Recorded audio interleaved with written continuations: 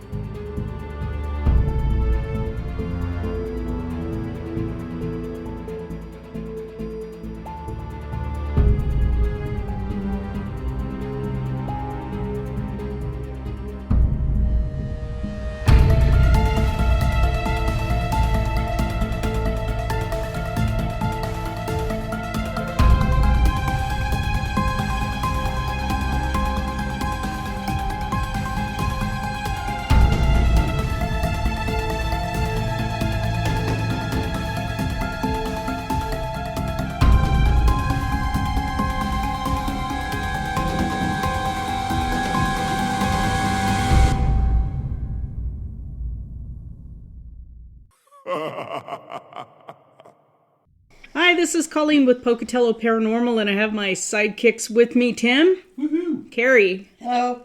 And today we're doing an interview with one of our favorite podcast peeps, Christian Monaco with Dkon versus the Dark. So shout out to his podcast, and if you're listening to us, you should be listening to him too. So Christian, I know that you've got a whole lot of stories, paranormal stuff that's happened to your family in South America. We wanted to talk about some of those. Okay. The region that you're looking for is a little bit more west, Central America. Central America, sorry. Yeah, I'm a global idiot, I think, when it comes to this Central America, South America. I know where Russia is right now in the Ukraine, don't we all? Yeah. Yeah, jeez. Well, I asked Sarah Palin. She said just right there. So what you were telling me a while ago about some of the experiences that your dad had, and it almost sounds, was it something in the realm of vampirism? Okay, so man, the way that this story begins. So growing up, my dad would always throw these stories here and there, and he would recant these stories with his siblings, like, hey, remember, blah, blah, blah, and I didn't find anything unusual about it, because it was just, that's just what happened. And one of the first stories I remember hearing was my grandfather was, a lot of the people knew him as, oh, that guy's, if you have a witch in town, that's the guy you want to call, and because unlike here, witches are seen as something positive. There's white witches or green witches, whatever you want to call them. Right. In a place like El Salvador, a witch can actually really terrorize an area. People are afraid, people, and they'll take advantage of that. They'll ask for money, they'll ask for food, and if you don't do this, it's going to be consequences. And then, a couple of weeks later, you realize that you're beginning to miss some of your dogs or cats are beginning to go missing. Then maybe one of your kids goes missing. Oh, my God. And just stuff like that. So you mean from the witch itself? The witch is doing it? Yeah, I mean, these the witches in the region, I don't know if it's the culture, but they practice some very extreme, like, I'm just going to say it, some very, like, satanic stuff, where they'll sacrifice animals, sacrifice children, all kinds of things. And they have such a hold on people due to terror. So my grandfather, the story that I didn't really meet my grandfather, that I knew him when I was very, very little. But I don't have much memories of him. I just remember my dad telling me, like, oh, when you were a kid, your grandfather, blah, blah, blah. He had this jar.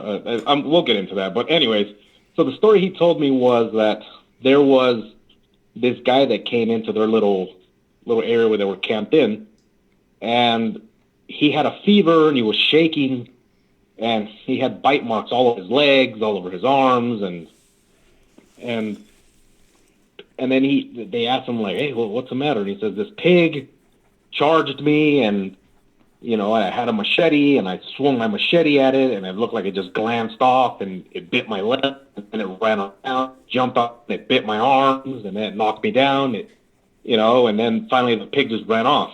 So then my grandfather wanted to see the bites. He's like, "Well, let me see what's going on," So he's like looking at the bites, and he says, "Oh, that's a witch."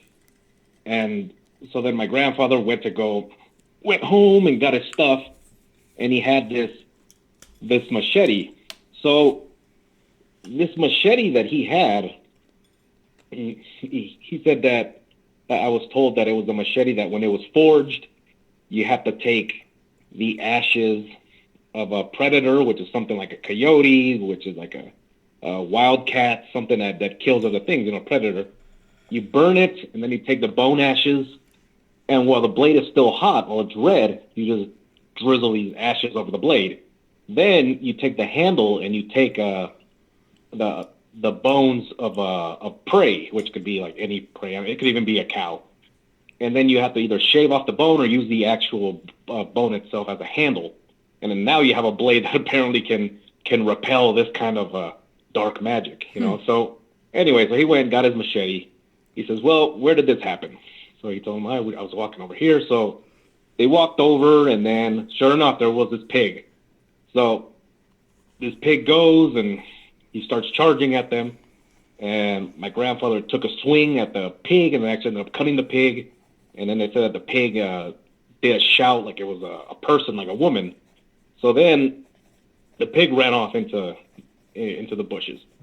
So then he says, "Now we gotta the pig always leave," and this is this is what I hear. Okay, so this is part of the mythology that people have around there. So he says, wherever there's a witch that has changed its shape, which here we know them as skinwalkers, usually they have to drop their skin in order to change, and they never leave their skin far away. Right. So they started looking for traces of blood or hair. And then they found this pile of what looked like leather, but it was wet, so it was skin. So he pulled out of his pocket salt and started salting the flesh. And he starts putting salt all over it, and then they left. And then they came back when the sun was up. And when the sun was up, they found this, this bloody, whatever you want to say, trying to get its skin back on, but it couldn't. So then my grandfather came and, I guess, hacked it to death with a machete. So that's one of the first stories I heard. So then my father always told me stories here and there, like, "Oh, did you know that your grandfather was a witch hunter?" And you also gotta realize that human life in those areas are not very valuable. There's not much valuable, and the country itself is very superstitious. So when you tell somebody like, "Hey, this guy's a witch hunter," a lot of the times it's actually, supported by the government, like to the government of that region. They're like, "Oh, you got a witch? Yeah, just let us know whatever you need, and you can go and actually get this witch." So grant money is available. That's kind of God, yeah. Yeah, that's the background. That's nuts. So is there? Did he have like an official name? Yeah, it's a mata bruja. Oh, wow. I won't even try to say that, but it sounds cool. Mata bruja translates the witch killer. Yeah, the bruja's the witch, right? Yeah, okay. That's really interesting. So when you say like the humans, their life doesn't have much value, is that just because of the impoverished country, or? I mean, I don't understand. Yeah, it's very overpopulated, and it's a very small country, and it's impoverished, and the culture there is very violent. Like, it has one of the most violent gangs in the world, which is the MS-13. These are, it just produces some very violent people, very aggressive people. So human life is not, it's not valuable. Like it's not uncommon for you to see like a pack of dogs in the street and they're encircling something and then realize they're just eating a dead person. You know, Oh, my somebody God. dies and they have no family. No one's going to clean it up. They just leave it there. And the dogs eventually come around and just eat the corpse. That's amazing. And Do you think some of this it's Catholic? Is that the predominant religion? Or Catholicism is big in the in the cities and in the towns. Where you see Catholicism fade is when you actually get to the rural regions, like when you start getting to the mountain or into the jungles. A lot of the people that live in those regions, a lot of them can't read or write, and a majority of them can't even speak Spanish. Oh, really? What do they speak? Yeah, they speak a language called Nahuatl. And when they have kind of like when you have somebody that speaks Spanish and Nahuatl, they call it Nahuatl Tete. So they call it. So it's kind of like a Mayan, like an old Mayan language. That's what I was going to ask. That's kind of cool, actually. Mm-hmm. So yeah, they're really nice people. My dad did a lot of business with those people because if you think that the people in the cities are impoverished, like these people have, literally nothing. They live in clay homes and people won't deal with them. So a lot of the times if they own a store, for supplies, they'll pay somebody to go drop it off, and then somebody else who speaks Nahuatl will grab it, and then we'll take it, drop it off to some person, and some person will grab it. Eventually, it makes it to them. They just don't even want to deal with them, nor talk to them. So, do you think is any of the paranormal activity? What do you think drives the paranormal activity down there? What do you think drives? I mean, here, right? So we have a lot of people who believe that they have a demon in their house is either watch too much TV or, you know what I mean? Or a lot of times they're Catholic. Yeah. So they tend to believe that every paranormal event is demonic. So what drives some of the activity down there, the beliefs? Is it just history? I think a lot of it is history, and I think, to a lot of people, they may not accept this answer, but a lot of it, I believe, is just evidence. Like when you see, don't have a word, like these people of Nahuatl, they don't have the word for demon in their language, but they have the word for unclean spirit. So, or a filthy spirit. So they have filthy spirit, and then there's just a regular spirit. So they can differentiate what's unclean and what's not based on what they see, based on, and a lot of them don't have electricity, so I hear these stories, and when you have, over 30 people telling me a story that's close enough what they saw or what they heard, because a lot of them were there, I take that as evidence, if that makes sense. That makes sense. So, I've always put it together that throughout human history, it was folks talking around a campfire, and they kind of scare themselves and try to make sense of it. But you're saying that most of these folks have like first-hand experiences of it. Yeah. And I know I told Colleen in the past that, here, if you're a person that believes in the supernatural, you're seen as kind of weird a little bit. Like in a place like El Salvador, if you don't believe in El Salvador, they'll flat out call you an idiot. Oh, wow. So I have a story. We talked about this months ago. It's a story on demonic possession. Yeah. I don't know if you remember. Yep. So where I lived, as a kid, when I was 10, we moved to this farm in the mountains of a place called the Huachapan. And there's no road. It's all basically the road ends, and then to get to the farm where we were at, it was if you have a quad or something like that, it would take you 40 minutes to get because of how rough the terrain is. So a lot of it is you getting off your little vehicle and then walking the majority and then hopping back on, getting off, because that's how rough the terrain is. So once you get to a certain region, you get to a place where there's no electricity, and they barely put running water. My dad actually helped facilitate that. My dad was, I think was, like he's dead, he's still alive. He has a lot of prowess because of his military service. Mm-hmm. He actually got a citizenship from Mr. Ronald Reagan. Awesome. With, help fighting the communists in Central America. Wow. So, anyways, so in this farm, I got really cold all of a sudden. Sorry, I'm wrapping around a blanket now.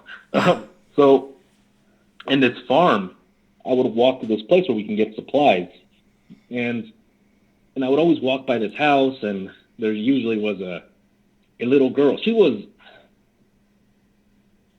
5 or 6, around that age, and she'd be inside, and she would wave, and I'd wave back, and like, hey, and I go and I get supplies, and over there, the supplies that you would exchange, a lot of it wasn't monetary. A lot of the stuff that you get you exchange them for things, Mm-hmm. Like a lot of the stuff that we had good firewood and we had really good clay, and a lot of the people will utilize clay for making their plates and all kinds of different stuff. So here I would take this bag with the red clay, or sometimes even salt. My dad could get salt, and salt is seen as a luxury in that area. So I would go to like a trading post, and I would trade them for stuff, like either seeds or whatever they had. So one time I was walking, and I didn't see that she was in her usual spot. She was in this little window that was carved out of, clay. They put holes in the walls to make a window. And she was just sitting there, and she was looking at me, and she looked weird. And she just had her head cocked to the side, and I waved at her. And she just had this very, a very grotesque smile, if that makes any sense. Like unnatural. A kid is not going to smile at you like that.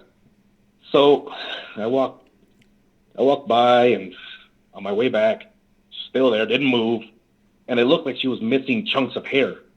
So I went home, I told my dad, I'm like, hey, did you know that girl? And then he's like, yeah, don't get too close to that house, he said. Just don't get too close to that house. And I was like, well, why? And he told me she's sick. He said, oh, she's very sick. So I was like, oh, okay.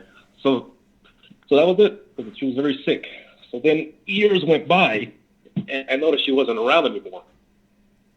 And I was like, man, whatever happened? And life goes on, you kind of forget. And then many years later, I asked my parents, I'm like, do you remember? And they're like, oh, yeah, she was demonically possessed. Oh. And I was like, well, what do you mean? He says, yeah, she was possessed. The parents found her, kind of like twisted, like on the floor. And my dad went over there because they didn't know what to do. So they ran, they called for my dad. I'm like, hey, Manuel, can you, blah, blah, blah. My dad said, yeah. So he went over there and went to go look at her. And he was kind of like trying to talk to her, see if she responds. And he said he was looking for signs of epilepsy, and he was asking them, like, well, has she had? And they're like, no. So he was like, all right, well, we got to move her. We got to put her on the bed, because she can't just lay there on the ground. So she starts fighting back, like she doesn't want to move. And it took 6 strong guys to actually pick her up, because she was just so strong, to actually pin her down on the bed. And they ended up actually chaining her to the bed. And she ended up being chained to the bed, and no one knew what to do. They just said that there might have been an unclean spirit that's been tormenting her. So then my dad went home, he grabbed his Bible, and he's just reading Psalms to her, reading Psalm. And she didn't speak very good Spanish, because she was one of these people. She kind of like picked up things here and there. I think probably from my dad, talking to some of the guys there. But so he's reading to her, and she's now freaking out. He said that she was, pulling on the chains, and the chains started to cut into her hands because of how hard she was pulling. And she was screaming, and she would rip her hair out. And he says that one day he was going to go back. He's like, I'm going to go back, and I'm going to pray for her. So he went back, and I guess she had wrapped the chain around her neck so tight, he said the chain had cut into her skin, and she'd killed herself. Good grief. Is possession somewhat common down there, or is it not? I mean, what? I think when you talk to certain people, like in those regions, it's not like they know what it is, but they've never seen it. And a lot of it, with the younger generation of that tribe of people, they don't know it exists. They only hear stories until somebody tells them, like the older people, like, oh yeah, spirit kid, because they have no concept of something can enter your body and take control. I can't imagine how terrifying that must be to have your child possessed. I mean, we've had a few cases, in the United States that are very well documented, but I think, we get calls once in a while about so-and-so's possessed, or my roommate's possessed, and the first thing I ask, and I'm not being ugly, but I'm like, what drugs have they taken? Because honestly, 99% of what's going on is drug related. But, something like this, a little girl, that's just terrifying. And when I talked to my dad, I was like, well, did you, like, so what did you do? Because my dad, he's a completely different, we could get into him in a minute, but I was like, so what did you ask him? And he says, well, the first thing I want to ask him, he says, do you have a Bible? And because he wanted to take care of it then and there, like, all right, let's read it. I'm like, we don't know what that is.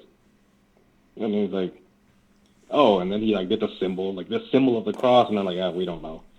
And he's like, all right, well, I guess I'll go get mine. So then he had to go home. So it couldn't be influenced, like, like a type of psychosis where they hear, and then something happens, and they're like, oh, that's what these people were talking. Because these people have no concept of what that is, because they're so, remotely away from the mainstream civilization in the cities. Yeah, that's actually really interesting, because a lot of people believe that possession is a Christian concept. Yeah. So obviously not if these people have never had that influence in their life at all. So that brings up a good point. It would be interesting to talk to Mark about that.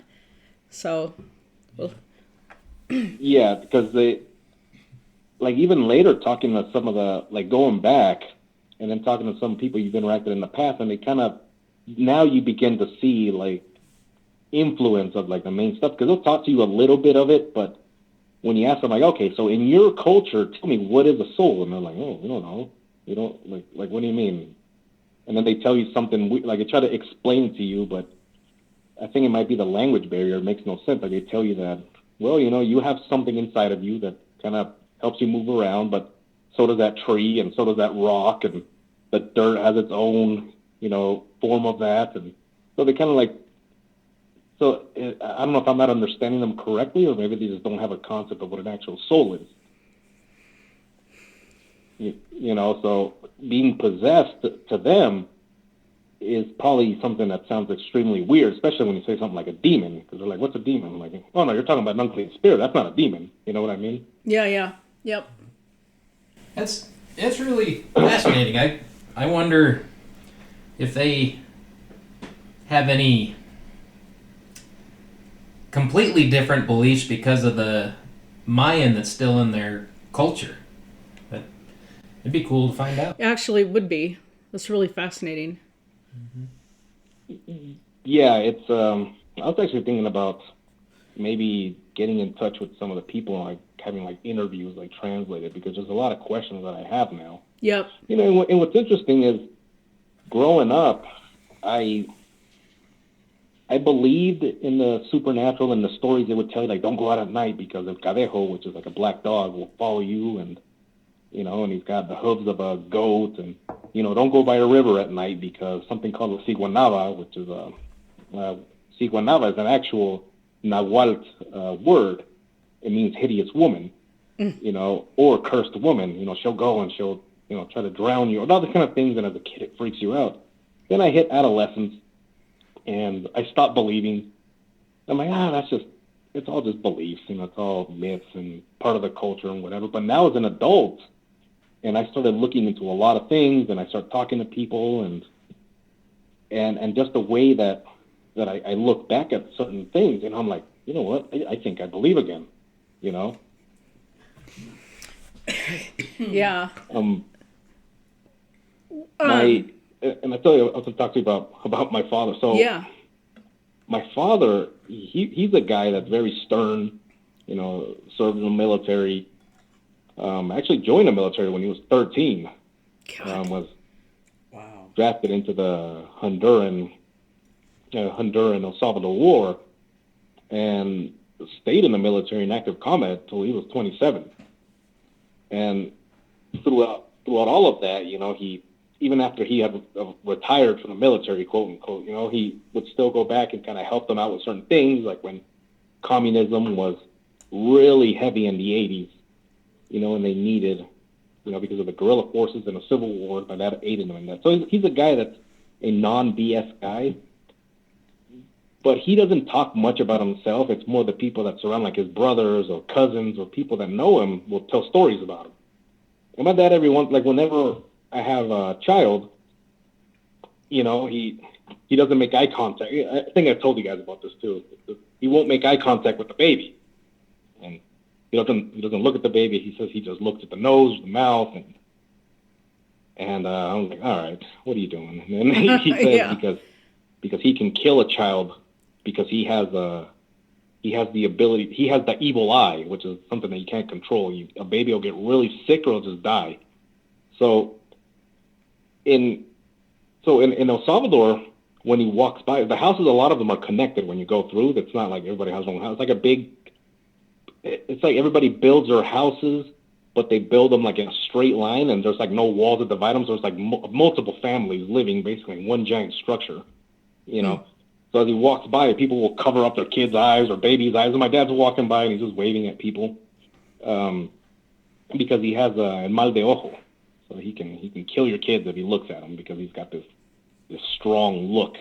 And the way that you combat that is you got to get something that's called el ojo de venado, which translates to the deer's eye, and it's like a little bracelet that they put on the baby. I don't know what the seed is. I think it's made out of a seed or some kind of, I don't exactly know what it is, but it has like a red rope, and then there's like a gray thing in the center, kind of looks like an eyeball. Yeah. And the reason why you need that is because the evil eye doesn't know which eye is real, and he goes after the biggest eye, so usually it's the bracelet. So I don't know, it sounds weird, but that's one of the things I hear about. Were you afraid to have your dad look at your children? I mean, right? Did he didn't look at your kids when they were babies? No, he doesn't look at until they're 4 months old. He won't look them in the eye. Wow. So that's kind of interesting. So usually when you see pictures or videos of my dad with my kids, he's usually looking away from them or not looking directly at them. Huh. I wonder what it is about the 4 months or that age bracket. I don't know. That's wild. I don't know. I'm going to have to ask him. But also stories about him and like all the war buddies telling him that sometimes what he would do, now I look at it and it's like, okay, it's kind of a form of astral projection, where they say that he would lay on a bed and then he would just shut his eyes and he could tell you that he can leave his body, and people are like, all right. And he says, all right, let's do this. I can turn that light on, and then I could turn that fan, and I can knock this over, and then I'll come back to my body. And 5 people are like, all right, well, let's do it. So then my dad would lay down, and I guess that he would start breathing heavy and then exhale really deep.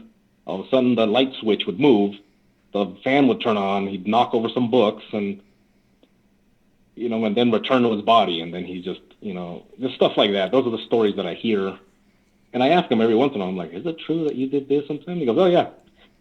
And that was it. It was just so, there was nothing strange about it. That's just the way he is. He's like, yep, yeah, that happened. Well, yeah, I can do that. You got to be careful when you do that. Have you ever tried astral projection? I done it by accident. What happened? Makes sense. The most recent case actually happened last week. I got up and I assumed that I was getting ready for work. I was like, oh man, I'm late. So I get up and I start, trying to grab my stuff, but I realized that everything looked weird. Like didn't seem right. Almost like the walls were kind of either wavy or vibrating. And I start walking out, and I walk out of my house, and I walk out onto the road. And this is going to sound really, really weird. So I walk out of the road, out on the road, and I kind of see somebody else that's out there, and I'm like, oh, somebody over there, and immediately starts running towards my house. And then I chase after this thing, and then me and him are like rolling around on the floor because we're kind of like trying to climb into my body. And then I kind of started kicking. I know it sounds weird. I started kicking. I wasn't on drugs, no drunk. And I started kicking. So you mean this thing recognized that you were astral projecting? Carrie's nodding her head yes. I think Yes. I look. When I look, it's like it saw me. Didn't have a shape, but like an actual, like you couldn't see any features, facial features. I don't know if I'd have had any facial features, like, to be honest. So saw it and started running like towards me, and started running towards me, and I was like, okay, I gotta be dreaming, you know. I must be lucidly dreaming. So then I started running to my house, and then instinctively I ran after it. So me and him are kind of like pulling and kind of rolling around on the floor, and then finally I kick it and it goes through the wall. And then I just go and I grab onto my legs, and then immediately I sit up, and I'm just like, you know, and then I was like, what the hell, you know, and then I was like, okay, that was weird. I'm like, was that a dream? I don't know, but it's happened before. And the first time it happened the same way. I just get up, I'm assuming I'm dreaming, and I told my dad about it, and he's like, oh yeah, you got to be careful with that. You got to get that under control. Yeah. Coma. Carrie, you're nodding your head yes. What are you thinking? I had a friend that astral projected on command or whatever. I've tried it but never succeeded in doing it, and I don't know if that's because I've read enough about it. And you have to be very careful because you kind of have an energetic cord attached to you as you are out there wandering or whatever. And people can die doing astral projection if they don't know what they're doing. Yeah, that's kind of creepy thinking that something else... And something else can go into your body. So I wonder, that leads me to the thought of, could some of these possession cases be... Similar. Right. It's not like a demon. It's something that was out there who figured out someone has left their body and they've entered it. So it is possession. But it's not, you know what, the standard, you know, what you think, run-of-the-mill possession. Right. Yeah, you know, what's interesting is they always say, like, in El Salvador, they don't say it here, but in El Salvador they say that before your kid goes to bed, it says make sure you give them a drink of water, because while they're sleeping, their souls can leave their body because they're thirsty, and they could get lost. Interesting. You know, and my father told me, like, the first time I told him, I was like, yeah, so this happened, and, you know, and I went outside, and I jumped, and I was able to jump really high, and he says, oh, yeah, we gotta get that under control, he says. And just remember, he said you can always follow your way back, you know, if you follow your silver cord, whatever he called it. Yeah. Right. So follow the cord, you know, and you can be able to find your way back. He says the danger is that you're able to cover so much ground while you're in that state. He says that if you leave because you're like, man, I can go, and you start running and you cover distances, and then you don't know where you are, you can lose your way, and then you don't know how to get back. And then by the time you're back, something else is there, and then he says that you could end up in a coma. You know, you're in a coma, and then you die. Because you're stuck somewhere. I remember doing this as a kid, but I don't think I've done, well, Carrie thinks I do it all the time, but I don't, or lucid dreaming or whatever. Yeah, lucid dreaming. But no, I know that when astral projection it can be very dangerous if you don't know what you're doing and don't understand. And the cord is very important. Yeah, that's spooky. So your dad did he have any, was this just a natural ability of his, or did he have any formal training in it? No, I think it was just a natural ability, because they talk about how my grandfather could do it. You know, it's like my grandfather could do it, and his grandfather could do it. Oh, interesting. You know, and I can do it. I never read up anything about it, you know, and I don't do it on purpose, you know. Well, I didn't know if but the military down there, you know, like we trained people in astral projection and remote viewing. In remote viewing, so I didn't know if the military down in Central America did any kind of training program for this.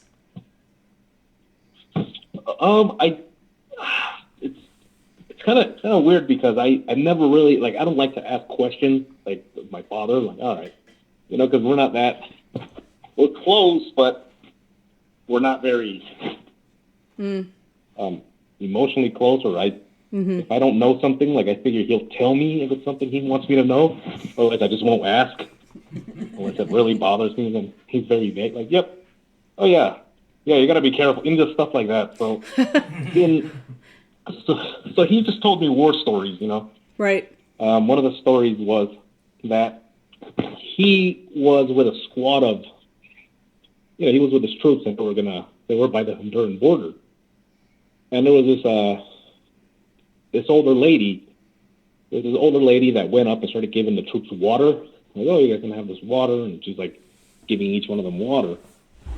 And then she came to my dad and then kind of saw him and then took off running, like dropped everything and just ran off. And then this guy who was like the clergy guy who was with them, he asked my dad, he's like, what the hell are you? And I was like, why? And he says, she's a very powerful witch. The reason why I didn't say anything is because even I'm afraid of her. So I was like, oh, okay. So that's the kind of stories that he tells me. So you have a dad who can astral project and who's a witch killer. And close personal friends with Ronald Reagan. And yes, which is really impressive. So you have a podcast called Dkon versus the Dark. Is that paranormals or what?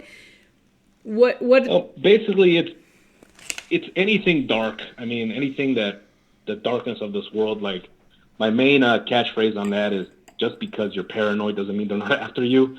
So it tackles just anything from paranormal to true crime to conspiracies, all that good stuff.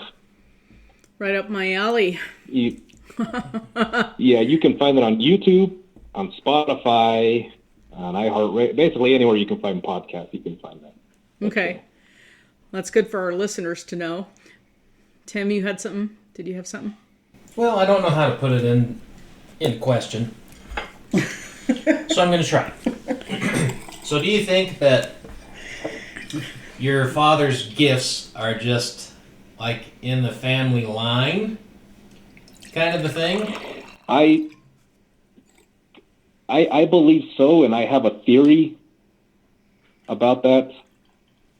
I am a Christian, and my name is Christian. So, so in the Old Testament, it talks about people having generational curses. So I believe that somewhere down the line, there was some kind of deal struck or something to gain in exchange for some type of supernatural abilities. And I just think those just kind of bled over into...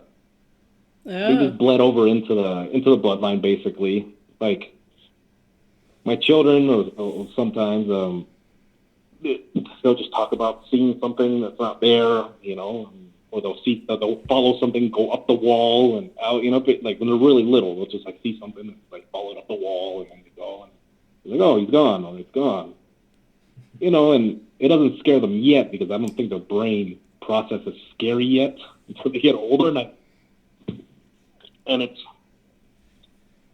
something that for a majority of the time, I don't believe I ever lost, because a lot of times I see something, I'm like, oh man, did you see that? And people are like, no. I'm like, oh. So, but that, I don't know if we're running short on time, because I got hundreds of stories.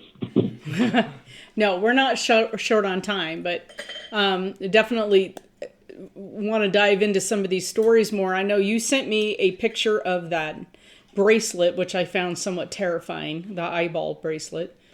The one he was talking about with his children. Right, but that is because Mariella bought one for Emma, for my son's daughter.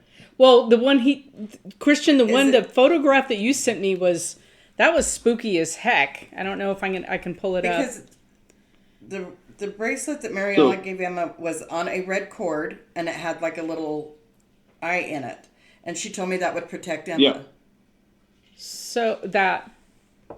Yeah. Oh, it is that. So it is. It looks just like an That eyeball. is what she got Emma. To me, I can't do. I couldn't. The eyeball thing, that just freaks me out. I don't think I could. Yeah. But I guess if it gives you protection, or gives your child protection. Yeah, no, Mariella bought her one down, and when they went to Mexico to see her grandfather, she brought back one for Emma. Oh, wow. And told, yep.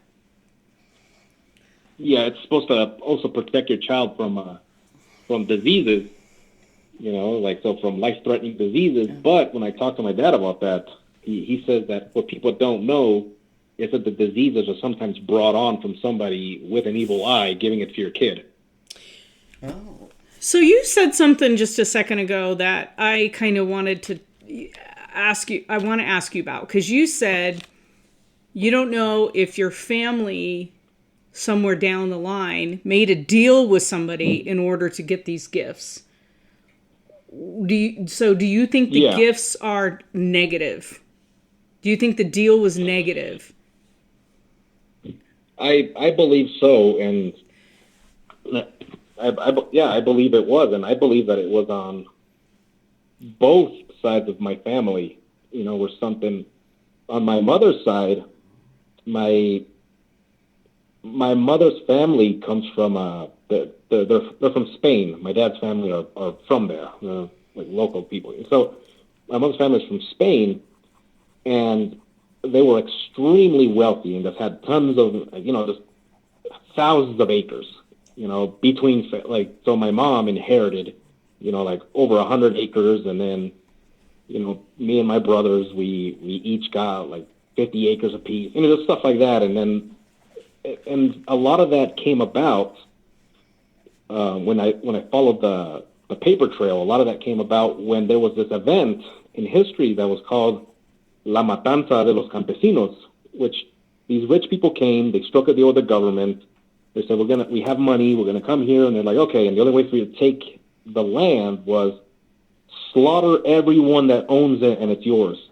So there's a famous picture from El Salvador, where it's just a big mountain of machetes from the people that were basically killed. That they could be considered peasants. Campesinos basically means a hill people.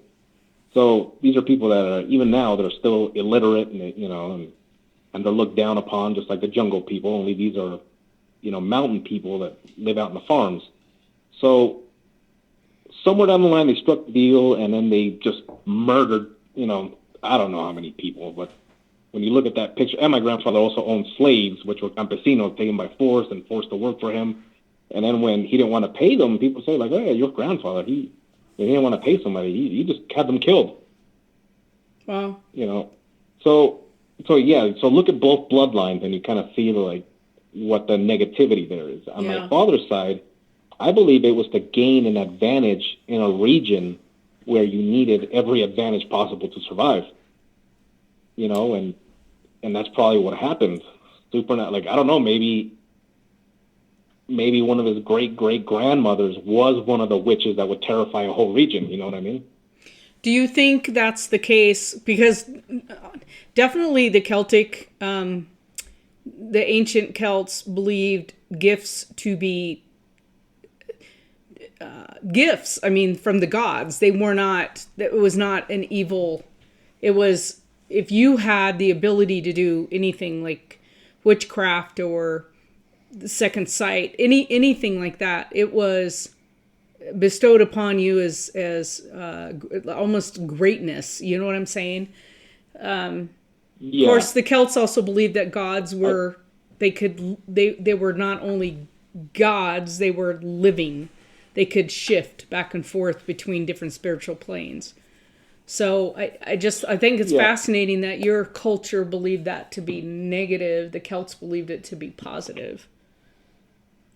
I think that the reason why that is because when you do look at the Celtic religions, they had druids, and there was basically if somebody starts overstepping or taking advantage, there was other people there and that they can take them down a couple notches because they were almost on equal footing. Yes, my family practiced druidism, and Yeah. Yeah. So in El Salvador, it's not like that. Okay. People are so terrified of it that one person can. And I do believe, and that's just a theory that I have. I don't want to ask my father because he detests witches, and so does his grandfather, so does his father, and and because of that, growing up, whenever I heard somebody was a witch, like I would immediately dislike them because I would see them as somebody that was extremely evil. So. Do you still feel that way? That's your that's your father and your grandfather. What do you believe that? I don't know. I think that a lot of it is just so ingrained in me that when I meet people that they practice witchcraft, but they're really nice people and I like them, But also part of me is like, all right, this person, what else are you doing? It just, but it's like with you, like I really like you guys. I think you guys are all awesome. I'm like, is there something? Like, I don't think so. I really like her. I think maybe. Just keep that edge, though, Christian. Keep that edge because there's a part of me that you probably wouldn't like. No, so there's all these different paths, right? So I practice a spiritual path, a natural path, right? I mean, my path was to heal animals, and that's what I do with any gift that I have. So, but yeah, I think the culture difference is really fascinating. I'd like to explore this more with you on maybe the next podcast that we have with you, because you present a culture that I've never really been exposed to, and I think it's fascinating, especially since it's so predominant. I mean, it's everywhere. We're here, the paranormal is shoved into a closet and you're not supposed to talk about it. Down there, it's part of your everyday life. Yeah. So, Colleen, I think that what's interesting is you talked about animals and stuff like that. I have a cousin.